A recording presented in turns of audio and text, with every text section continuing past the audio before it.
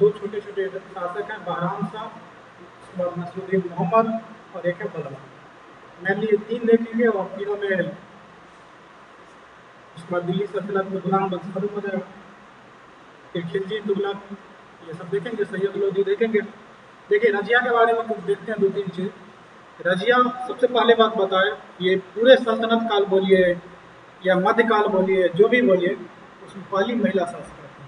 या तो सल्तनत काल की बोले, या गुलाम वंश की बोले, या पूरे मध्यकाल की बोले, तो रजिया ही केवल एकमात्र ऐसी थी कि महिला शासिका बनी। मध्यकाल में कोई महिला शासक नहीं बनी, कोई महिला रानी बनी थी नहीं बनी थी। इसीलिए पूरे मध्यकाल बोलिए, गुलाम वंश बोलिए, दिल्ली सल्तनत बोलिए, पूरे वंश का एकमात्र महिला शासिका थी, वो थी रजिया सुल्तान। इतिहास में उसको इस नामों के लिए भी जाना जाता है कि पूरे मध्यकाल दिल्ली सल्तनत गुलाम वंश की पहली महिला शासिका थी। ये एक पद बनाया था, मतलब एक नया पोस्ट का क्रिएट किया गया था, जिसको बोलते हैं अमीर ए आखूर। क्या बोलते हैं? अमीर ए आखूर। इसका मतलब होता है जो घुड़सवार का जो अध्यक्ष होता है ना, अस्तबल का अध्यक्ष, जहाँ पे घोड़ा वोड़ा बांधा जाएगा तो वहाँ के हेड होंगे ना कोई, उसी को बोलते हैं अमीर ए आखूर। एक पद बनाया था और उनका हेड बना दिया था किसको? रजिया नहीं, रजिया को पोस्ट बनाया और वही था अल्तुनिया। और उससे धीरे धीरे ऐसा बोला जाता है जो उनके संपर्क में आया और उससे वो शादी किया, जिसका नाम था अल्तुनिया। क्या नाम था? अल्तुनिया। और एक चीज़ और, जब ये महिला शासक बन गई, उससे पहले जैसे होता है ना, राजा के दरबार में बहुत सारे लोग बैठे रहते हैं, उसमें तुर्क लोग बहुत सारे उसमें बैठे हुए थे, और वो सोचते थे हमेशा कि महिला होकर यहाँ पे राज कैसे कर रही है। हालांकि पहले तो वो सभी लोग कुछ था, जैसे तुर्क के चारगामी है ना, 40 का जो उसके पिताजी ने जो बनाए थे,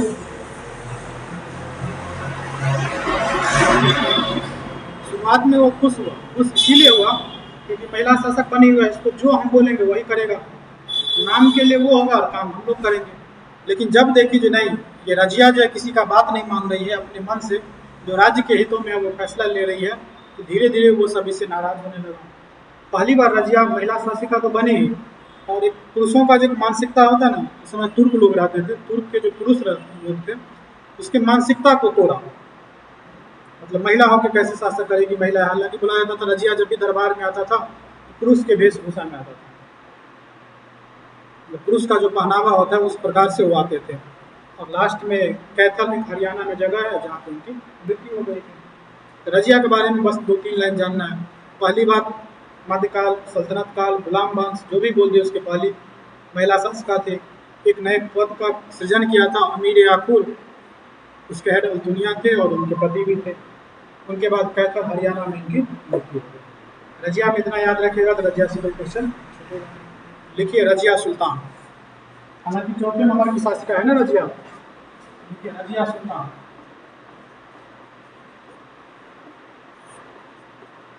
रजिया सुल्तान। इसमें पहला पॉइंट हम लोग देखे थे सल्तनत काल या मुगल काल या मध्यकाल बोलिए। मध्यकाल की पहली महिला शासिका। पहला पॉइंट इसमें हम लोग ये देखे, और एक पद बनाया था जिसका नाम था अमीर ए आकूब। इनके हेड भी थे अल्तुनिया और इनके पति भी थे अल्तुनिया। उसके बाद एक और इसमें जो कैथल हरियाणा में इसकी मृत्यु हो गई। चलिए लिखिए, लिखा रहे हैं, लिखिए सल्तनत काल की, लिखा रहे हैं सल्तनत काल तथा मुगल काल, या अवलिक करके लिख लें सल्तनत काल या मुगल काल, मुगल ने मध्यकाल लिखिए, मध्यकाल की पहली महिला शासिका,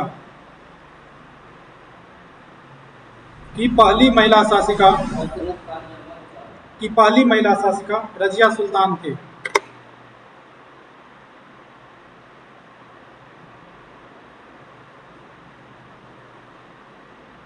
रजिया सुल्तान थे।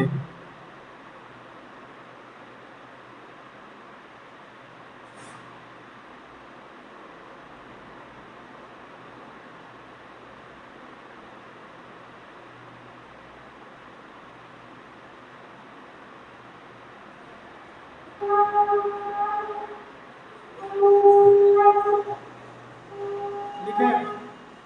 लेकिन इन्होंने अमीर के याकूब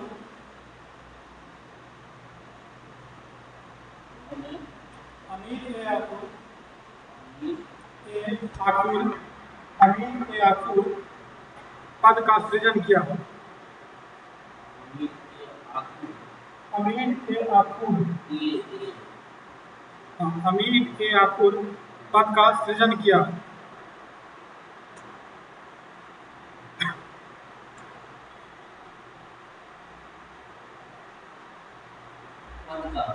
पद का मतलब पोस्ट। अमीर ए याकूब पद का सृजन किया।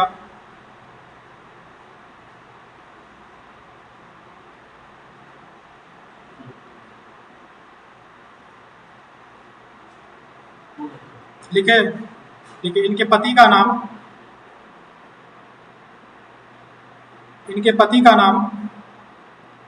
अल्तुनिया था। इनके पति का नाम अल्तुनिया था।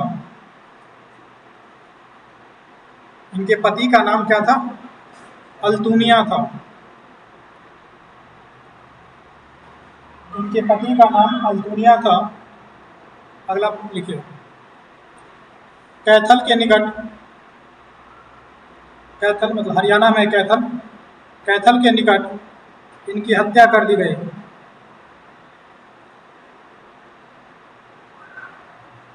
कैथल के निकट इनकी हत्या कर दी।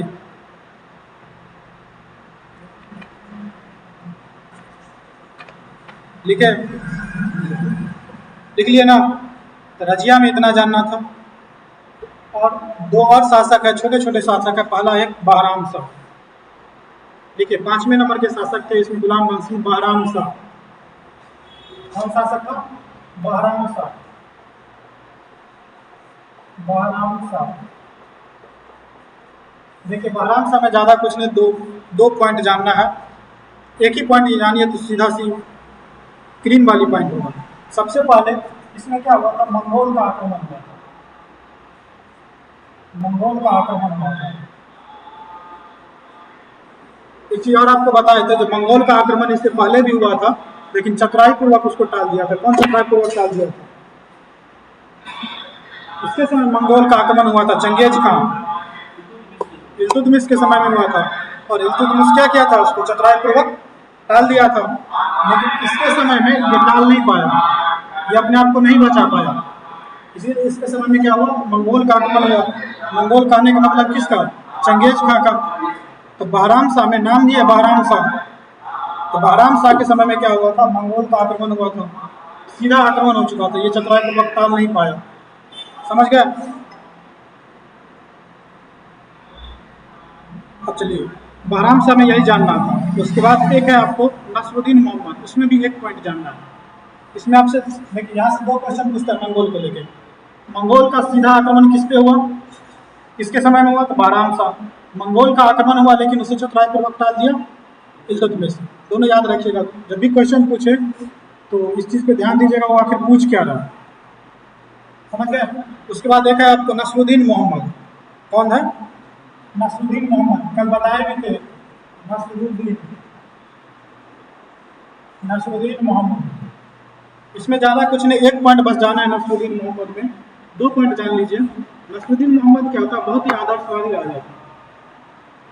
मतलब अपने खर्च को राजकोष से खर्च से अलग कर दिया। अपना जो पर्सनल खर्च होगा हम अपने राजकोष से नहीं खर्च करेंगे। आदर्शवादी तो हो गया। और इसी के समय में एक नायक का पद सृजन हुआ। नायक जस्ट प्रधानमंत्री को बोल देते। नायक के पद का सृजन हुआ और उसका हेड बनाया गया था बलबन को। बलबन, लेकिन बलबन चतुराई पूर्वक उसको स्वर्गधाम पहुंचा दिया हम। और इसके बाद कौन बन जाएगा राजा? बलबन। तो पहले इसमें ये लिख लीजिए नसरुद्दीन मोहम्मद में। लिखिए इसमें 12 में नहीं लिखा, लिखिए 12 शाह में लिखिए। इनके समय में मंगोल का सीधा आक्रमण हुआ।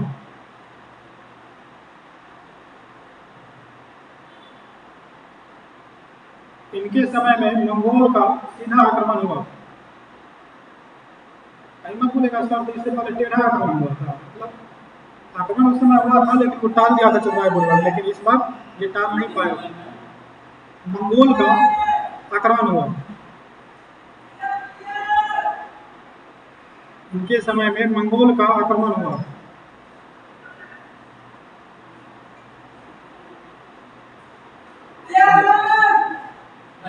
हाँ बस बस, उसके बाद लिखिए नसरुद्दीन मोहम्मद।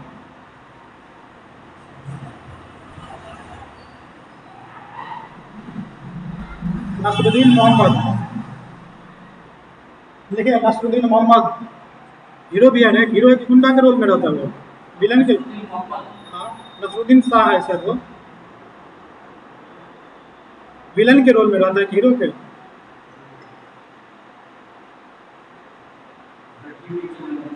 हाँ, द डर्टी पिक्चर में जो है।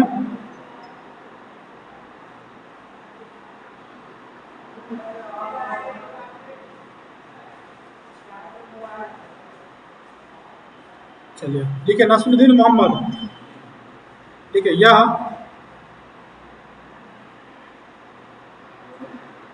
एक आदर्शवादी सुल्तान था।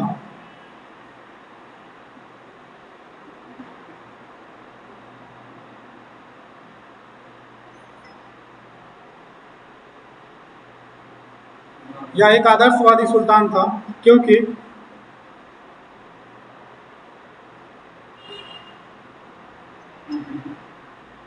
क्योंकि यह अपने निजी खर्च को राजकोष से अलग किया।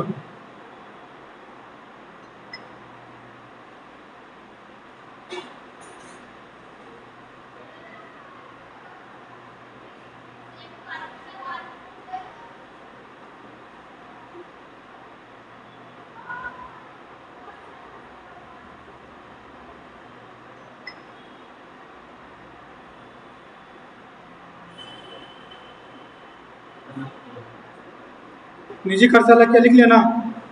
अगला एक और चीज लिखिए, इनके समय में या इनका नायक उल्लू खां था। इनका नायक कौन था? उल्लू खां। उल्लू खां नहीं लिख लीजिएगा, उल्लू खां। उल्लू उल्लू उल्लू,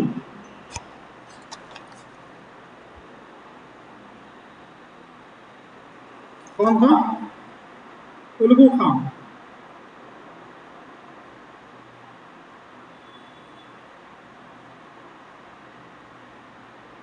उल्लू खां था। यही उल्लू खां का नाम बदल जाएगा और हो जाएगा वो बलवान। जब राजा बनेगा तो फिर नाम सब तो बदलेगा ना, उल्लू खां से हो जाएगा बलवान। समझ गए? अब लिखिए अंतिम राजा इसका होगा 7वें नंबर में बलवन। नाम तो समझ ही हो गए, बलवन का पहला नाम क्या होगा? अब